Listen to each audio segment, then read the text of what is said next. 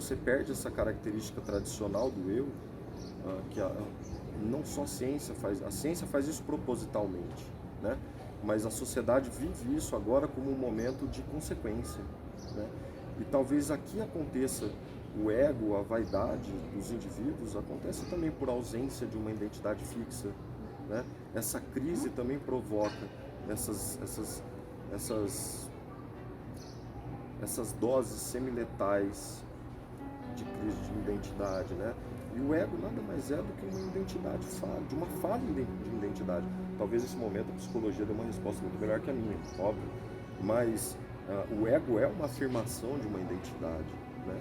E talvez a tentativa de forçar esse eu perante o coletivo, porque o coletivo ele vai predeterminar qual caminho você segue. Olá pessoal, como vai? Me chamo Jonatas e eu tenho um sonho.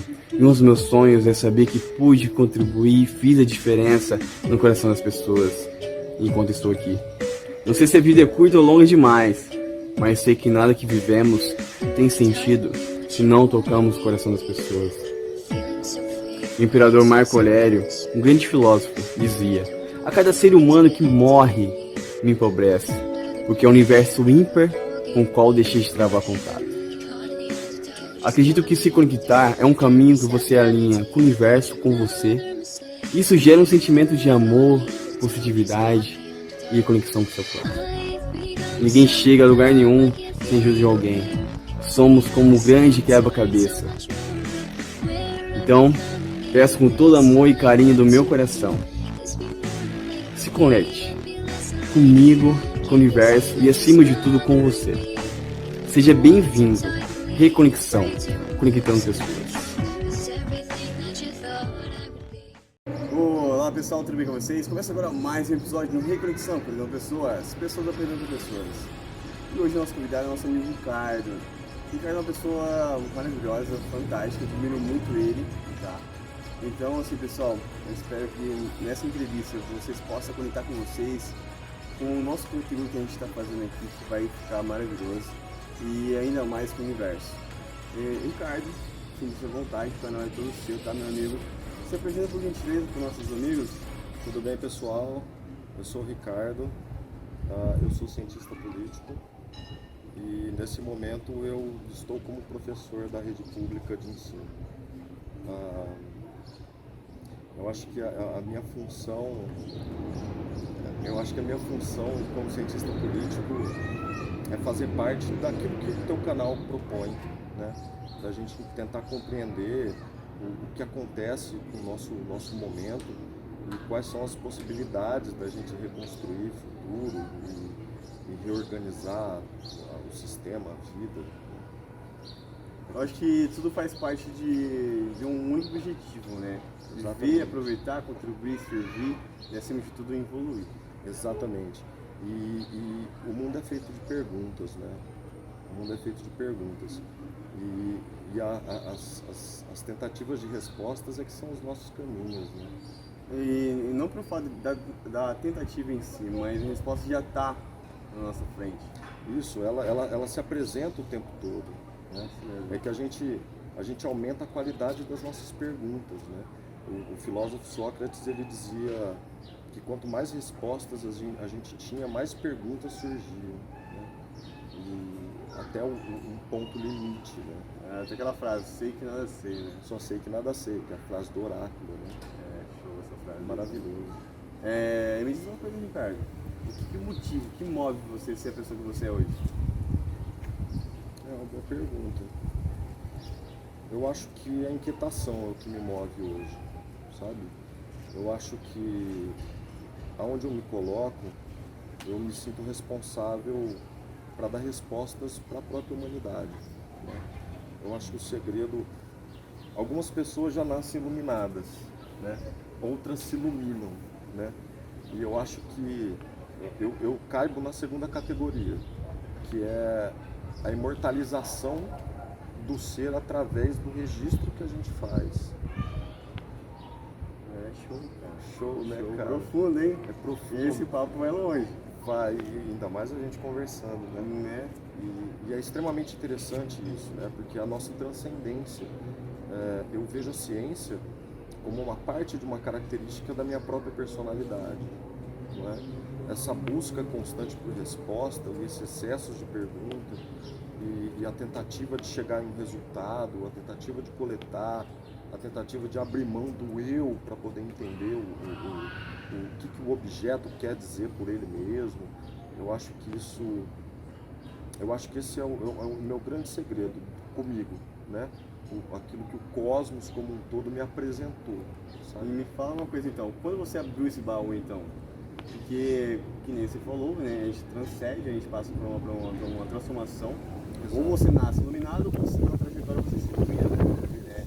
E você como um questionador, você sempre a resposta, se pergunta, cada vez que a resposta você vai encontrando, mais perguntas vai surgindo, mas você sempre foi assim, essa pessoa? Eu sempre fui assim, eu sempre tive um pouco de inquietação com relação ao mundo em si, né? Eu acho que eu sempre questionei em tudo que eu busquei pesquisar, tanto na parte metodológica da coisa, como na parte da expressão artística, música, por exemplo, eu sempre coloquei em questão aquilo que eu estava aprendendo e aquilo que eu podia chegar. Por exemplo, eu tenho uma relação muito profunda com a música. E aí o que aconteceu comigo? Eu tinha as bandas da minha geração, né, por exemplo, e eu tentava entender quais eram as influências que as bandas tinham, as anteriores, né?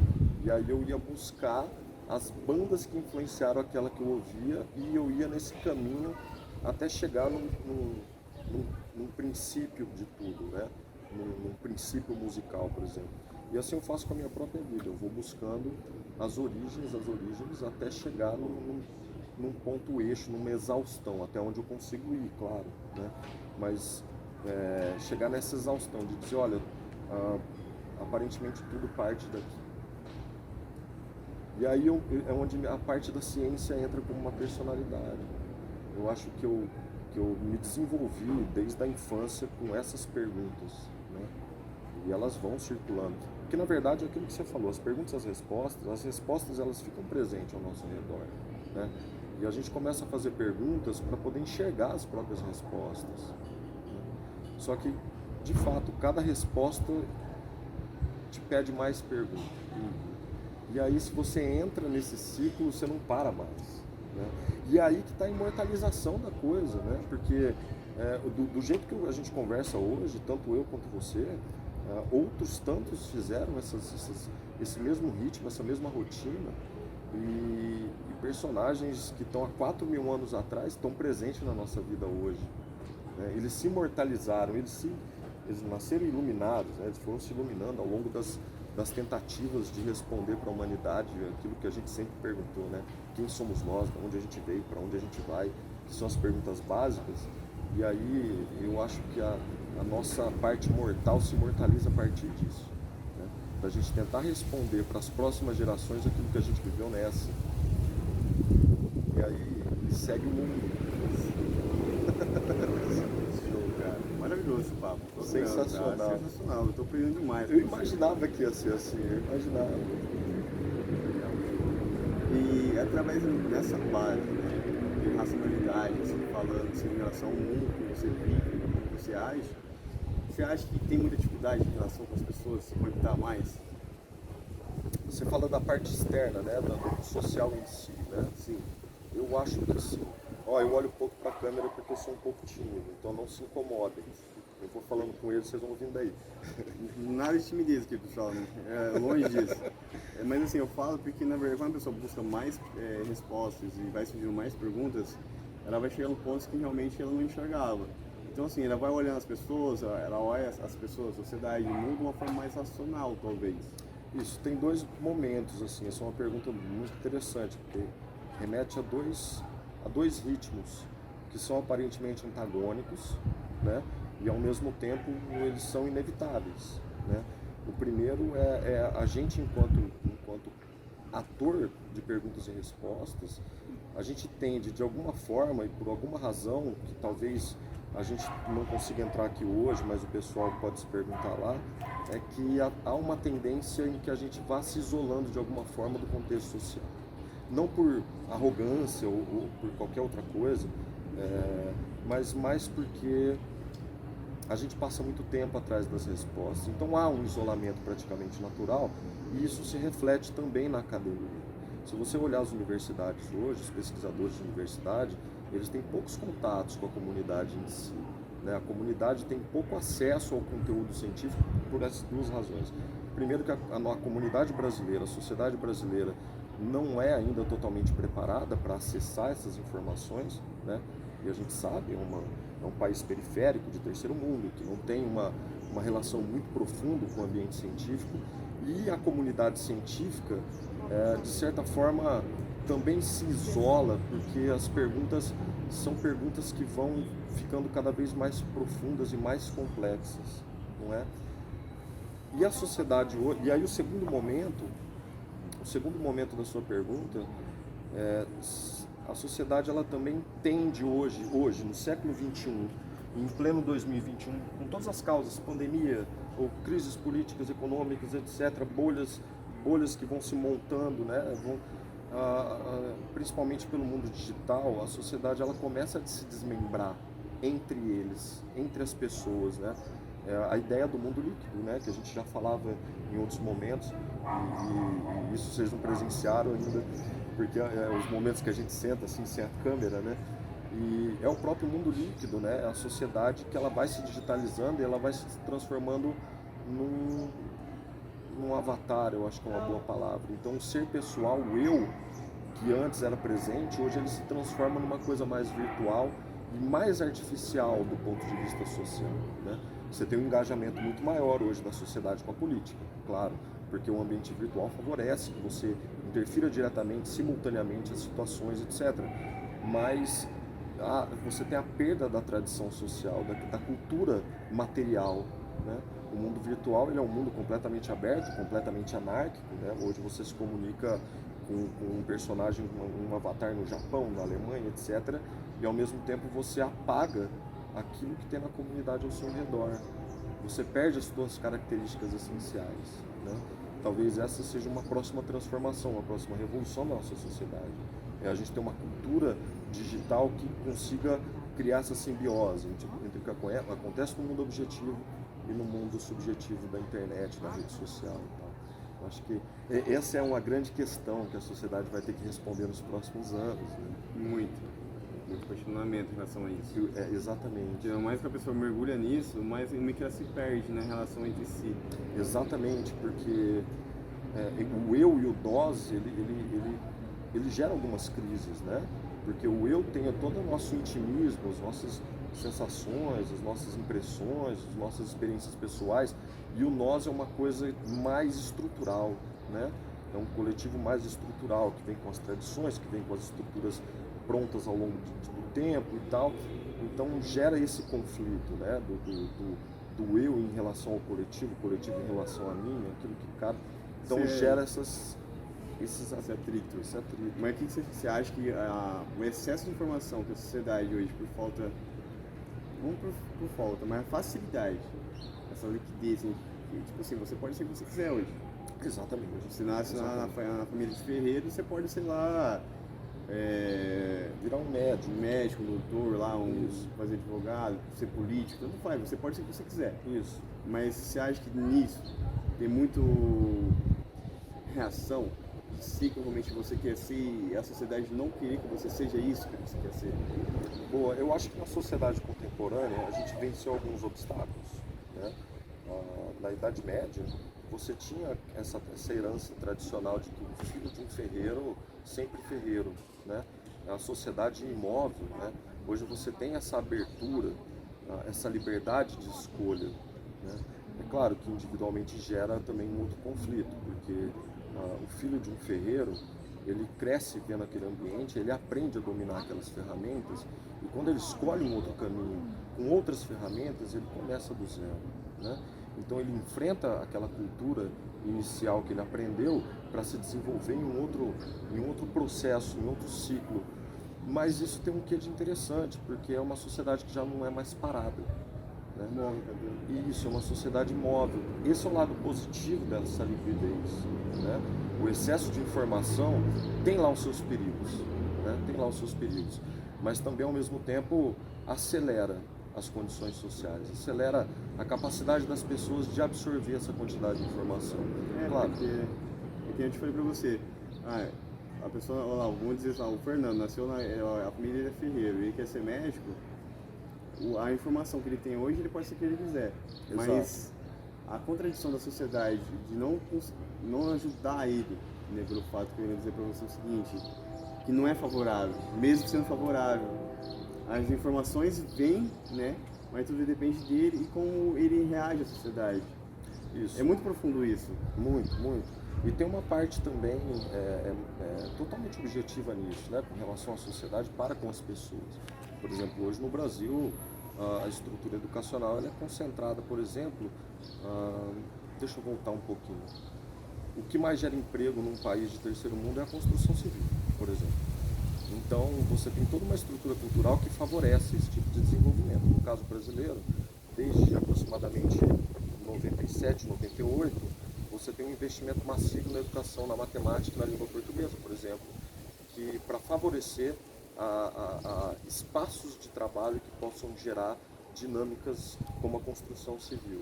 Então, você tem uma sociedade que ela pressiona o indivíduo a fazer determinadas escolhas que são aparentemente livres, mas não necessariamente são.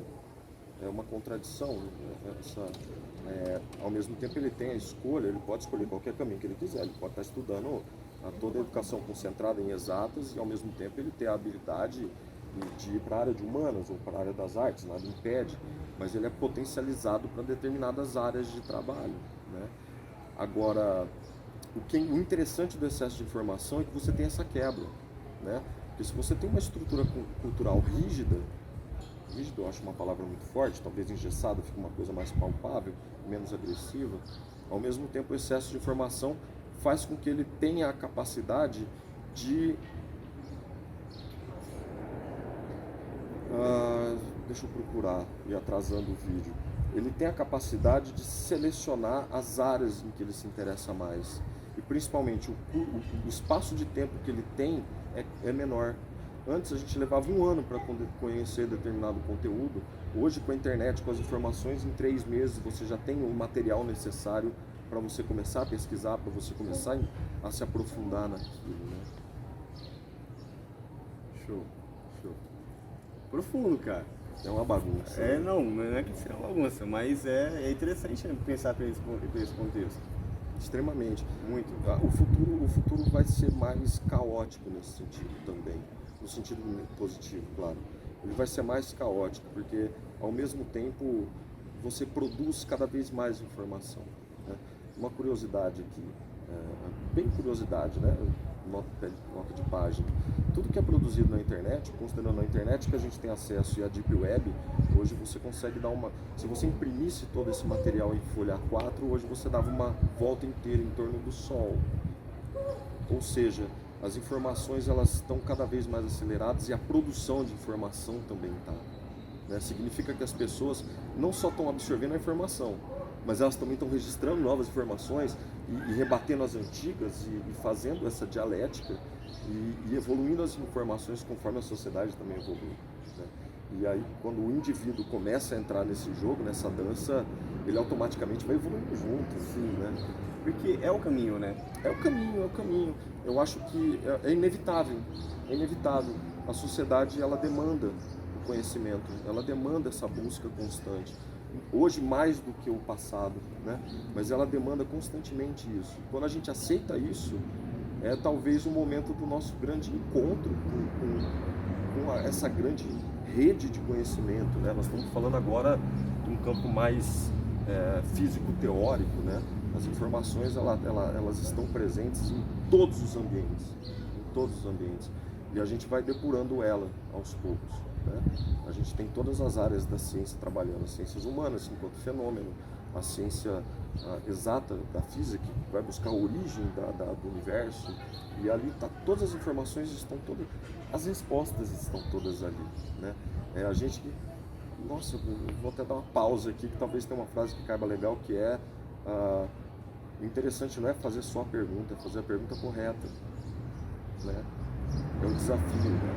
É a gente começar com aquelas perguntas mais normais, aquelas que a gente alcança, e a gente ir lapidando essas perguntas para chegar na pergunta mais correta, porque a resposta se apresenta com mais velocidade, com mais precisão. Isso mesmo. É o desafio. Talvez, é claro, estou falando isso do ponto de vista racional, né? Sim. Talvez seja o grande segredo do universo isso, né? Talvez a grande divindade seja isso, a resposta, né? A engenharia do universo ali pronta para você desvendar. Caraca, cara, você é foda. Nossa, Tá pro show. nossa, é porque você conduz muito bem. E aí a coisa flui, sabe? Longe disso, cara. Eu aqui perto de você sou um aluno, né? Vamos dizer assim. Quem dera, quem Pô, dera. é isso. Vocês não fazem ideia das conversas que a gente tem. É que agora ele tá na posição da pergunta, né? Mas se a gente um dia inverter o papel, vocês vão ver só. Que isso, longe disso.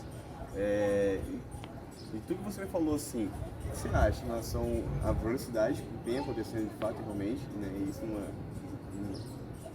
é visível, né? Porque uma informação que você joga hoje, no outro dia já está atrasado. Isso. Tudo acontece muito rápido. Mas nessa velocidade, você acha que tem uma consequência de uma reação de ansiedade, de preocupação, de desespero? Assim, Claro, porque a revolução da internet ela foi muito brusca. Todo momento histórico em que acontece uma revolução, as mudanças são sempre muito bruscas, né? A própria palavra revolução significa uma ruptura com o período anterior e o renascimento de uma nova ordem completamente diferente da anterior. Claro, com seus panoramas em pequenos detalhes, né? Porque tudo nasce do período anterior e para poder nascer esse processo de ruptura. E a internet ela foi uma ruptura muito brusca. A gente não estava necessariamente preparado para de uma hora para outra a gente virar virtual. E a pandemia ela só colocou em aceleração esse processo, né? Talvez de uma forma definitiva. Eu ainda não tenho eu falo talvez porque alguns cientistas já estão batendo na tecla que isso é definitivo, né?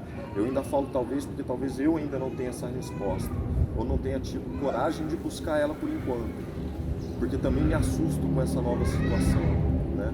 As aulas foram virtuais, a gente antes não entendia o que era o ensino à distância, hoje já é praticamente uma obrigação, né? Você ter o ensino à distância. Isso provoca, né, as doenças da sociedade moderna, a depressão, a ansiedade, a perca das identidades, né? Hoje a gente tem uma crise identitária no mundo, né?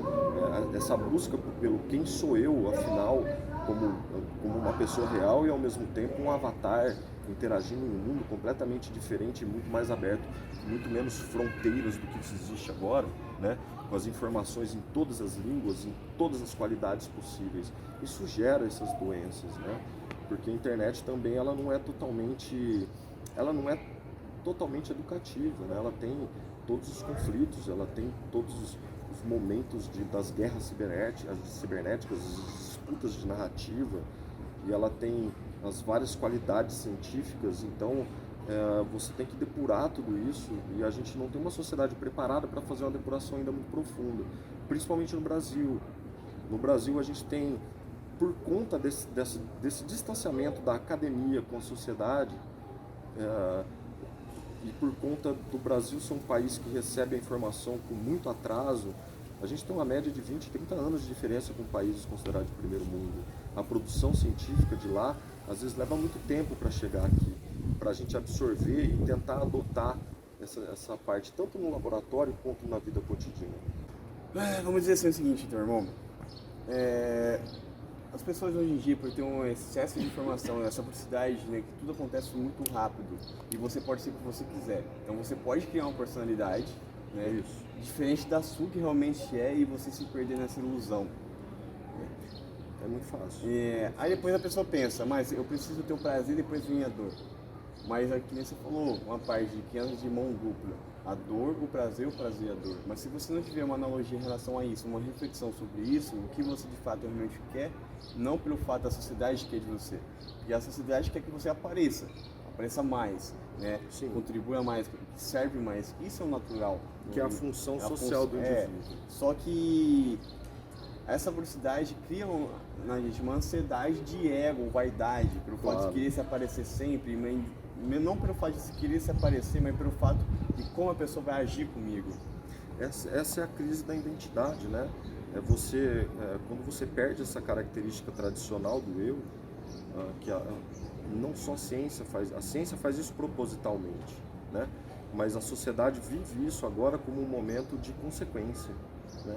E talvez aqui aconteça o ego, a vaidade dos indivíduos, acontece também por ausência de uma identidade fixa, né? Essa crise também provoca essas doses semiletais de crise de identidade, né? E o ego nada mais é do que uma identidade, de uma falha de identidade. Talvez nesse momento a psicologia dê uma resposta muito melhor que a minha, óbvio. Mas o ego é uma afirmação de uma identidade, né?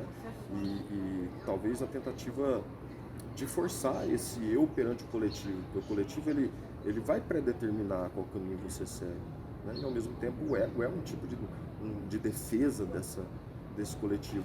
Mas há uma troca justa quando a gente aceita esse ritmo. Há uma troca justa, porque ao mesmo tempo, se a sociedade espera que você produza para ela aquilo que ela necessita, de repente uma escolha individual que não siga necessariamente aquele caminho que a sociedade fala, olha, você precisa vir para cá, mas ela também contribui tanto quanto na linha da produção que a sociedade necessita. A sociedade precisa de tudo que a gente tem, desde a matéria-prima a ser produzida até uma poesia, um ambiente teatral, artístico. A sociedade precisa se alimentar de todas essas informações. Pensa de uma coisa pra mim. Você faz pergunta difícil, cara. Não, essa vai ser bem profunda. Ó, já que você é um cara mais racional, né, em relação à sociedade, tudo que acontece no dia a dia, você me fala, você acha que a vida é uma arte ou a arte é uma vida? Em que parte que a gente vive? Eu acho sendo um autor da vida ou a vida sendo o nosso autor? Eu acho que a gente vive no limbo disso tudo. Eu acho que a história condiciona as nossas decisões. A gente não necessariamente toma as decisões sozinhos. A história, ela é um tribunal. Ela te coloca numa relação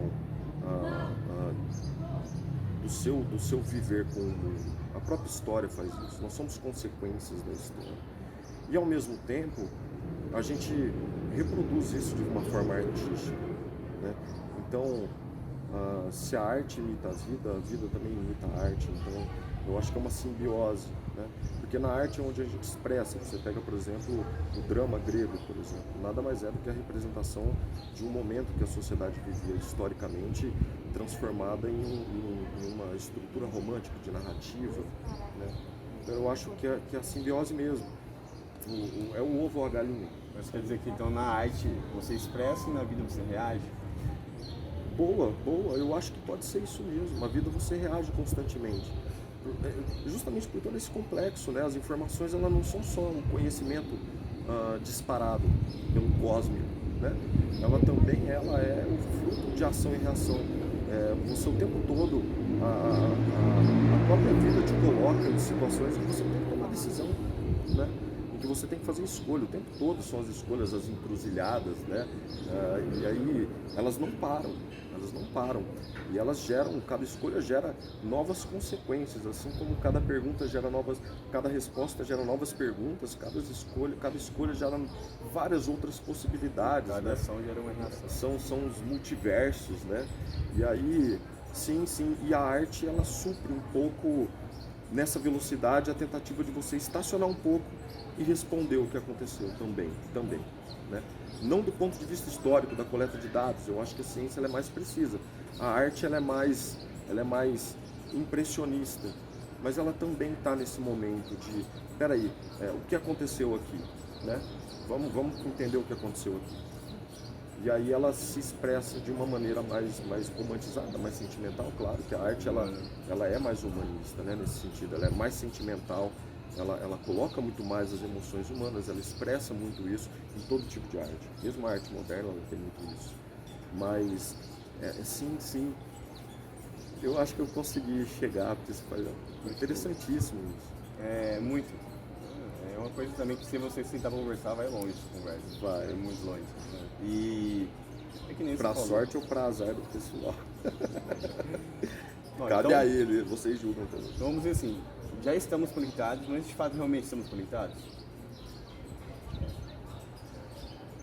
Qual é a sua opinião sobre isso? Você Pensando entendeu? nisso, Estamos conectados na sociedade, na rede social, né? Mas se de fato realmente estamos conectados com a gente, com o próximo, com as pessoas? Eu acho que essa é a proposta do teu canal. Eu acho que talvez você tenha a resposta melhor que a minha nesse sentido. Eu acho que a ideia da reconexão é porque a gente como a gente dividiu nossos erros do ambiente real, do ambiente virtual, a gente tentar reunificar isso, reconectar isso, seja extremamente importante. Aí está a proposta do teu canal, né? Talvez a sua resposta seja mais precisa que a minha. A gente está condicionado a se conectar, mas a gente ainda não chegou numa conexão satisfatória. É uma conexão humana. É uma conexão humana, sempre humana, sempre humana. Nós nos comportamos sempre humanamente. Tudo tem sempre o fundo humano, até a economia, né? Tudo é movido pela humanidade em si, pela cultura, pelo comportamento. Tudo tem essa relação direta. Então, fechando esse assunto, né? Vamos pegar mais a parte do Ricardo mesmo, a parte externa tua, tá? E interna. O que você espera de você? Eu espero conseguir responder essas perguntas, porque tudo que a gente fez aqui nada mais foi do que perguntar, né? A gente tem ensaios de resposta, mas a gente está muito mais questionando do que respondendo precisamente tudo, né? Mesmo que a gente esteja aqui comentando, falando, dando esses posicionamentos, é mais questionando do que respondendo mesmo, né? Então talvez o que eu espero de mim do tempo que durar é justamente conseguir chegar nessa resposta, uma resposta final. Não sei se existe uma resposta final, não, né? Mas chegar o mais próximo dela. Talvez minha satisfação enquanto Ricardo seja isso. Eu acho que existe a resposta final no final do seu problema. Isso. Porque a vida é baseada em problemas, você passa por estágio de crescimento através de problemas que a vida vai te fornecendo e você vai criando para você crescer. Você está buscando. Isso. Né? É isso mesmo. Mas eu tenho a sensação de que no fim das contas da equação existe algumas pequenas respostas finais que resolvem a essência dos grandes problemas. Como a gente vive sempre de problemas, a gente dá sempre respostas diferentes como reação, mas parece que existe uma essência cíclica de repetição, um fenômeno que às vezes um padrão de resposta soluciona boa parte das questões. Eu acho, tá, que aqui entra o conceito da religião, o conceito da existência de algo superior, como se fosse uma grande resposta a todos os nossos problemas. Assim. Eu estou falando isso do ponto de vista mais sociológico, não do ponto de vista da crença. Eu acho que talvez aqui a humanidade assentou e falou, opa, existe algo, é como um Big Bang, é um princípio que estoura e gera milhares de situações. E aí a discussão na física é se o universo continua se expandindo ou se a tendência é se retrair. Se ele se retrai, a resposta é única, né? E se ele se expande, é a busca. Aí a gente continua na mesma busca. E tô conseguindo responder assim, Sim, as cara, perguntas? muito. As perguntas deles são difíceis. Que isso, cara. Me fala uma coisa agora, cara, algo bem profundo, que é tipo assim, a pergunta que eu faço, que é a cereja do bolo, vamos dizer assim. Porque a gente tem um propósito, tem a nossa missão. E porque hoje, na sua experiência, né, a sua cultura, como você vê isso, né? Como você reage também a que eu vou perguntar pra você, se você já faz esse tipo de questionamento. Faço. Por que você vê ao mundo? Faço muito. Essa é a pergunta essencial, né? Quem somos nós, de onde, para onde nós vamos, né? E qual é o nosso papel nisso tudo? Talvez a resposta seja mais simples. Talvez seja uma resposta mais simples. Eu acho que, claro que nós temos nossas missões específicas, né? Seja elas traduzidas pelo destino, pelo acaso, ou seja elas provocadas pelas nossas tentativas de encontrar alguma coisa ou chegar em algum lugar. Mas a missão é o nosso objetivo mesmo, sabe? A missão é o nosso objetivo mesmo. Vivemos sempre com objetivos, problemas e objetivos. Acho que essa é a resposta mais simples que eu posso dar. Aonde eu me encaixo nisso, né? Se eu já me questiono sobre essa missão. É justamente em ser o que eu sou. Né? Não tanto no que eu vou me tornar ou do que eu fui, mas é aquilo que eu estou nesse exato momento buscando, sabe? Acho que minha missão está aqui, agora. E vai gerar consequências, né? Mas é o agora, assim. Interessante. Então você fala que a tua missão é o agora. É o agora, é o agora. A gente conversou em um vídeo, né, no seu vídeo sobre o mistério, sobre passado, presente e futuro estarem praticamente presentes o tempo todo. Isso é uma equação mais da física quântica, da física teórica, mas faz um sentido, né? Porque o presente é a consequência do passado, né? E o futuro são as decisões do presente, né? Esse ciclo constante. Então talvez o agora seja o grande momento, a missão de repente é o agora, está no agora, é o viver. E é o você tentar, e é você olhar amanhã e dizer, não, estou me preparando para a resposta do problema que vem amanhã. E aí você se prepara sempre no agora. E para finalizar, tá? Primeiramente gratidão, eu aprendi demais com você. Você é um cara que eu realmente admiro muito e cada vez que eu sento com você para conversar, eu saio uma pessoa diferente, tá? Vamos dizer assim. Eu também. E gratidão, tá? E olhando pra câmera, pra poder finalizar. Eu sou tímido. Vou quebrar o seu, vou quebrar essa timidez. Olhando pra câmera agora, pra aquela pessoa que vai estar te vendo, vai estar te ouvindo, que conselho você dá pra ela? De tudo que a gente falou. Aí você quer me matar mesmo, você quer me isso, joga cara. na parede e me Vou lá na piscina depois. Vou jogar você ali. O que eu falo para as pessoas: não tenham medo, não tenham medo. A grande jogada é a gente encarar tudo isso, é não ter medo, não ter medo. A gente erra, a gente acerta, a gente tenta, a gente avança, a gente recua. E aí é justamente isso, não tenham medo, arrisquem, ousem, né? Ousar lutar, ousar vencer. Acho que é uma frase muito bonita. Ela é uma frase bonita. Ousar vencer. Ousar lutar, ousar vencer. Eu acho que é isso, é isso. E aí a gente perde. E aí quando a gente perde alguma coisa, a gente não sente tanto, né? A gente começa a ver a coisa mais racional, no tabuleiro mesmo, né? A gente ter as tentativas, né? Como um jogo de xadrez, assim. A gente tentar, deu errado, a gente volta, a gente treina. É o grande estudo, né? Show. Essa é minha pra galera. Galera, não tenham medo, encarem, vale a pena. No fim de tudo isso, quando todo mundo tiver de cabelo branco, a gente vai olhar pra trás e falar, ó, só falta ver porco voar. Né? Essa analogia foi foda, cara. De fato, realmente, você vive tudo. A gente vive tudo, a gente vive tudo. É legal isso, é legal. E a gente não tem medo. Porque apesar de todas as dificuldades, tem detalhes interessantes no meio de tudo isso. E é a gente olhar esses detalhes e falar, pô, legal.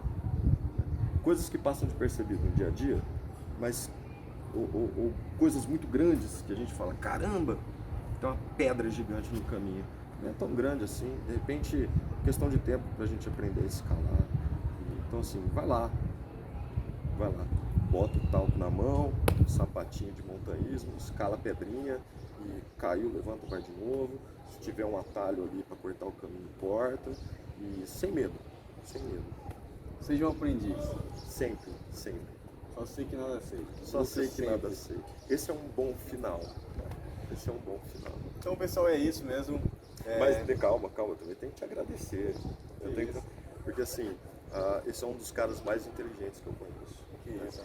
E aí, todos os momentos que eu sento para conversar com ele, é sempre nessas tonalidades, assim, nessas cores todas de discussão. Não é muito fácil. A gente vê hoje que as pessoas estão tentando discutir mais coisas, né? Elas tentam discutir mais política, tentam discutir mais economia, tentam discutir mais a vida e E sentar com ele, eu sinto esse prazer de que essas discussões me agradam demais, porque eu aprendo muito com elas. As perguntas também são respostas, as perguntas ali são difíceis. E aí eu também aprendo muito. Então, assim, é uma das raridades assim, que eu prezo demais. Tenho timidez para olhar pra câmera, você tá vendo? Então, assim, esse canal, ele é um canal maravilhoso. Ele é um canal maravilhoso. E o título que você deu para esse canal, ele tem tudo a ver com o momento que nós estamos vivendo. E a gente nota que o título foi pensado sobre tudo isso, sobre tudo, as entrevistas que você já fez, as que você pretende fazer, todos os assuntos que você trata, toda a tua qualidade de tratar milhares de assuntos diferentes. Isso é o mais interessante, porque aqui está a inteligência. Ele conversa com todo tipo de pessoa, que vive vários tipos de momentos, e ele consegue conduzir isso com muita naturalidade. É um cara muito especial. Então eu tinha que fazer esse agradecimento, porque eu comento lá nos vídeos, bato papo, interfiro, mas a oportunidade que eu tenho de abrir esse tapete vermelho e falar, puta, cara, Que isso, cara, que legal. Tô falando palavrão aqui no teu vídeo, depois você me dá um pin lá. Não dá pin não, vamos falar palavrão também. Eu falei que você tá em casa, sinta-se à vontade. Tá vendo? Eu tô em casa. Maninho. Cara, gratidão, tá bom? Tamo Valeu junto. mesmo por Galera, aí. é nóis. Pessoal, é isso aí mesmo, né? Seja feliz, aproveitem e não perca a oportunidade que a vida apresenta por você, porque talvez um problema na sua vida hoje possa ser a melhor solução, né? Então tá certo, pessoal, tudo de bom pra vocês, gratidão, um abraço. Valeu, meu amigo. Tamo junto. Tchau, gente. Tchau, pessoal.